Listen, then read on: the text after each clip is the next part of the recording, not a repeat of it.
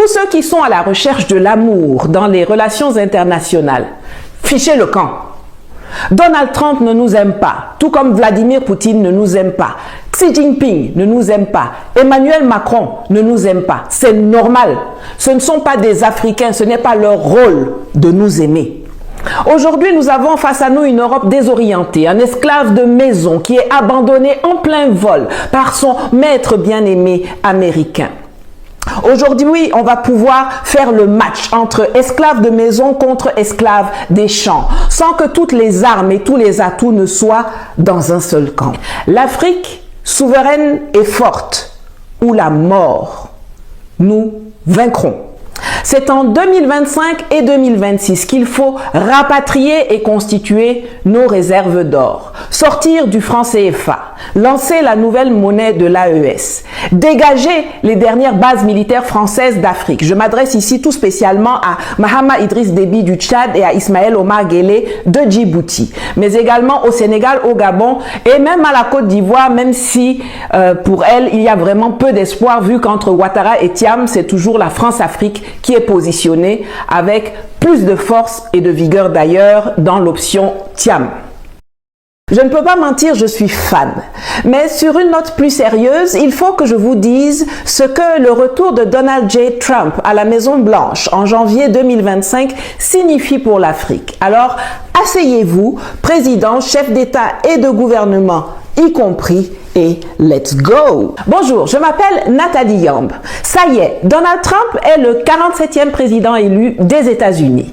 Mais ce à quoi nous venons d'assister, ce n'est pas juste la victoire de Trump à la présidentielle, qui a remporté, il faut quand même le souligner, à la fois le collège électoral et le vote populaire. Les républicains gagnent également la majorité du Sénat et de la Chambre des représentants, ce qui s'ajoute à celle qu'ils ont déjà à la Cour suprême. Malgré l'instrumentalisation de la justice pour le ruiner financièrement et le mettre en prison, des médias mainstream définitivement établis comme propagateurs de fake news et de désinformation, des réseaux sociaux progressistes comme Meta et Google, adeptes de la censure à tout va.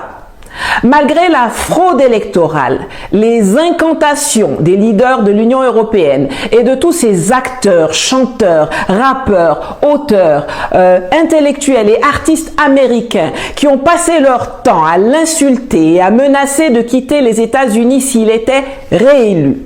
Et malgré les tentatives d'assassinat, Donald Trump revient aux affaires avec cette fois dans ses bagages des gens comme Elon Musk, Robert Kennedy Jr., Vivek Ramaswamy, Tulsa Gabbard, J.D. Vance, etc. On va enfin avoir un break avec le wokisme, le transgenrisme, l'institutionnalisation des déviances en tout genre, la dictature du climat et surtout, on va avoir un break dans la relation transatlantique et les imbécilités nuisibles de l'OTAN et de l'Union européenne. Aujourd'hui, nous avons face à nous une Europe désorientée, un esclave de maison qui est abandonné en plein vol par son maître bien-aimé américain. Aujourd'hui, on va pouvoir faire le match entre esclaves de maison contre esclaves des champs, sans que toutes les armes et tous les atouts ne soient dans un seul camp. Pendant que Trump s'occupe de Make America Great Again, de gérer les migrants illégaux et de démonter les fondements de l'État profond américain qui a voulu sa peau, on a une fenêtre d'opportunité de 4 ans pour nous débarrasser de ces parasites européens et reprendre en main nos plantations, nos économies, nos pays, notre continent. On a raté l'occasion la première fois, lors de la première présidence de Trump. Espérons que cette fois, grâce au travail d'éveil et de conscientisation qu'on a fourni, même les ronfleurs au fond de la classe seront réveillés. Tous ceux qui sont à la recherche de l'amour dans les relations internationales, fichez le camp. Donald Trump ne nous aime pas, tout comme Vladimir Poutine ne nous aime pas. Xi Jinping ne nous aime pas. Emmanuel Macron ne nous aime pas. C'est normal. Ce ne sont pas des Africains, ce n'est pas leur rôle de nous aimer. Certains parmi eux nous respectent, d'autres nous ignorent et d'autres enfin nous méprisent. Certains nous considèrent comme des partenaires et d'autres nous considèrent comme leur propriété. C'est nous-mêmes qui devons nous aimer.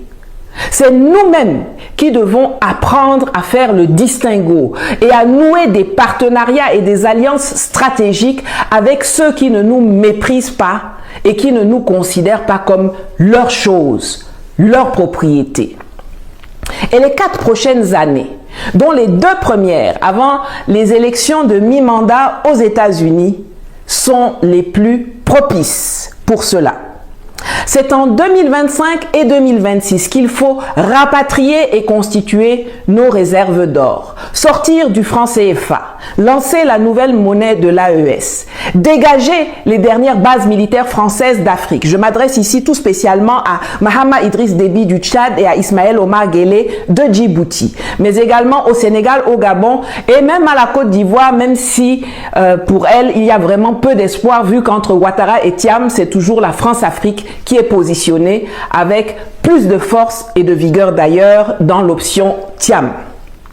C'est en 2025 et 2026 au plus tard qu'il faut dénoncer tous les contrats léonins, auditer les traités, sortir de la Cour pénale internationale, écrabouiller impitoyablement tous les terroristes et leurs complices locaux et dégager les pantins à la tête de nos États. Je ne vais pas le cacher, j'ai grand plaisir à voir la déconfiture des Occidentaux, de leurs politiciens et médias de caniveau. Et je suis également bien contente de nous savoir débarrasser pendant au moins 4 ans de cette raclure de Anthony Blinken, de cette idiote de Kamala Harris, du sénile Joe Biden et surtout du très malfaisant Barack Obama qui continuait de tirer les ficelles en coulisses. Bye bye. Mais entendons-nous bien, et c'est ce que je veux que vous reteniez de ma chronique aujourd'hui.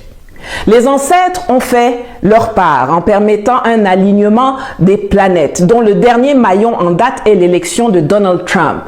Mais maintenant, c'est à nous de faire notre part pour saisir la balle au bond et gagner le combat de notre émancipation, de notre autodétermination, de notre souveraineté et de notre repositionnement géopolitique. Et pour ça, il faut que nous ayons des chefs d'État patriotes, intelligents, stratèges, vifs et courageux pour tirer bénéfice de la situation. Comme la majorité du peuple civil et militaire américain et de certains des hommes d'affaires les plus lourds des États-Unis qui se sont rassemblés pour remettre au pouvoir celui qui défend le mieux leurs intérêts et leurs valeurs, soutenons résolument les rares dirigeants de cette trempe qui sont déjà en place au sein de la Confédération des États du Sahel et mettons la pression sur les autres pour qu'ils soient à la hauteur de la tâche ou alors dégageons-les par tous les moyens nécessaires. Le temps ne joue pas pour nous, il joue contre nous. Comme je vous l'ai déjà dit dans de précédentes vidéos, le moment viendra où ceux qui sont en palabre aujourd'hui se réconcilieront. Et lorsqu'ils s'assiéront à la table des négociations, et vous pouvez être sûr qu'en ce qui concerne l'Ukraine, le conflit va se terminer plutôt rapidement avec Trump à la Maison-Blanche, il ne faut pas que nous soyons au menu d'un redécoupage de gâteaux et de zones d'influence, car pour ceux qui ne le savent pas, la Russie serait prête à s'entendre avec les Occidentaux si on revient aux dispositions de la conférence de Yalta. Mais il faut que nous soyons dans la salle, assis à la table des pourparlers, forts de notre souveraineté et de notre puissance économique reconquise pour négocier l'architecture d'un monde multipolaire où l'Afrique aura sa place de choix de par ses ressources, sa démographie, sa géographie et sa puissance industrielle et militaire en construction.